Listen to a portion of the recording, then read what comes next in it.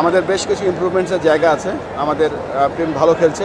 Series শেষে হয়তো analyse করতাম, কিন্তু এখন পর্যন্ত যদি আপনি টেস্ট ম্যাচটা দেখেন, প্রথম টেস্টে আমরা হয়তো জেতার মতো একটা সিচুয়েশন তৈরি করেছিলাম, সেকেন্ড টেস্টে আমরা হেরে গেলাম। ফার্স্ট ওডিআইতে হয়তো আমাদের একটু সেন্সিবল ক্রিকেট খেললে আমরা হয়তো ম্যাচটা জিততেও পারতাম। 50-50 ম্যাচটা আমরা হেরে গেলাম। আর T20 প্রথম ম্যাচটা আমরা ভালো খেলিনি, কালকে আমরা ভালো খেলে জিতেছি। সো আরেকটা ম্যাচ যদিও বাকি আছে, এবং ওভারঅল আমার কাছে মনে হচ্ছে যে আমাদের বেশ কিছু ইমপ্রুভমেন্টসের জায়গা আছে। তারপরেও আমি বলবো যে আমাদের টিম ভালো খেলছে এবং আশা করি এই সিরিজটা আমরা নেক্সট ম্যাচটা ভালো খেললে সিরিজ জিততেও পারি। প্রেসিডেন্ট হিসেবে আমার টিম সম্বন্ধে কোনো বক্তব্য দেওয়া উচিত না। একটা স্ট্র্যাটেজির মধ্যে তারা খেলে, তাদের একটা গেম প্ল্যান আছে, তাদের প্রত্যেকটা ব্যাটার যারা নামে তাদের কিছু গেম প্ল্যান থাকে। হয়তো ওই গেম প্ল্যানের একটা অংশ ছিল, কিন্তু আমি কোচ হলে হয়তো আমি এই মুহূর্তে বলতে পারছি না। তবে অ্যাজ এ প্রেসিডেন্ট আমাকে সাপোর্ট করা উচিত যা হচ্ছে বা যা করছে আমাদের দল। অ্যাভেলেবেল খেলোয়াড়, সাকিব বাংলাদেশ টিম থেকে এখনও সব ফর্মেটে রিটায়ার করেনি, এবং তার সাথে কথা বলবো, তার সাথে কথা বলার পরে আমরা সিদ্ধান্ত নিতে পারবো। তার সাথে কথা বলবো, এবং এখানে এর আগেও আমি বলেছি, বহুবার আবার বলছি যে এটা সম্পূর্ণ নির্ভর করছে বাংলাদেশ টিমের সিলেক্টর যারা দল নির্বাচন করে তাদের উপর।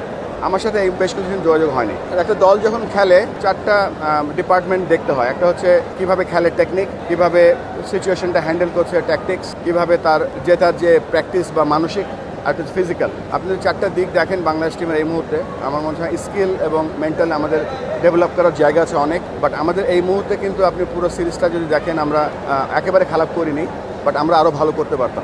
প্রত্যেকটা দলেরই কিন্তু performance graph up and down হয়। প্রবলেমটা হচ্ছে যে টিমটা যখন ডাউন, মানে কার্ভটা যখন নিচের দিকে থাকে, তখন হয়তো আমাদের মনোযোগটা যেই লেভেলে থাকে, যখন আমরা ভালো করি তখন মনোযোগটা হয়তো আরও বাড়ানো উচিত। আর 2 নম্বর হলো, আমি বিশ্বাস করি যে এই দলটার এবং বাংলাদেশে যে পাইপলাইনে বা বাংলাদেশে যে প্রোগ্রামগুলো আমরা হাতে নিয়েছি, এর মাধ্যমে একটা সমৃদ্ধশালী বাংলাদেশ টিম গড়তে যাচ্ছি, যেটা নাকি নট অনলি ওয়ান ফর্মেট, সব ফর্মেটে যাতে আমরা সেই ধরনের খেলোয়াড় পাই। তবে coming back to your question, আমার কাছে মনে হয় যে আমাদের বেশ কিছু ইমপ্রুভমেন্টের জায়গা আছে।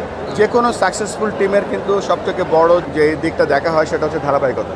অবশ্যই আমি বিশ্বাস করি যে আমাদের ধারাবাহিকতায় ফিরতে হবে, এবং ধারাবাহিকতায় ফিরতে হলে কিন্তু আমাদের বেশ কিছু জায়গা আছে যেখানে উন্নয়ন করতে হবে। বিসিবির যে ইলেকশনের যে ডেট আছে, আমরা সেখান থেকে নড়বো না, আমরা অন টাইমে বিসিবি ইলেকশন দেব।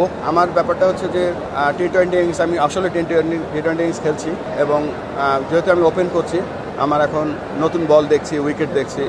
আরেকটা ব্যাপার হচ্ছে যে আমি আসার পর থেকেই বেশ প্রেশারে আছি, বিকজ এক সপ্তাহের মধ্যেই আমাকে বেশ কিছু পারফরমেন্স আমার থেকে আশা করা হয়েছে।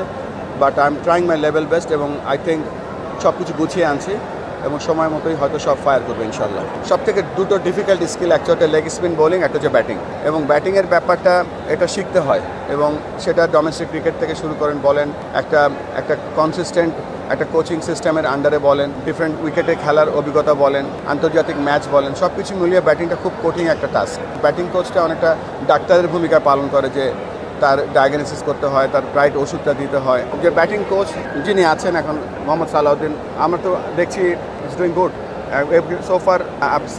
এই সিরিজের মাঝখানে ওভারঅল কমেন্ট করবো না, তবে সব সিজনটা শেষ হলে তারপরে আমরা দেখবো। আর সাকিবের ব্যাপারটা হচ্ছে যে আমাদের সাথে এখনও অফিসিয়ালি কোনো যোগাযোগ হয়নি, বা অফিসিয়ালি আমি আগারও বলছি যে এই কাজটা সিলেক্টরদের, এবং সিলেক্টরদের সিদ্ধান্তটা নেবে।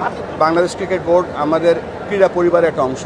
আমরা এই পরিবারের মধ্যে থেকেই আমরা সকলে একসাথে এগিয়ে যেতে চাই। প্রেসে হয়তো বলছি না, আমরা যে কাজগুলো আগে করা হতো তার থেকে বেশি আমরা করছি এবং করবো ইনশাল্লাহ।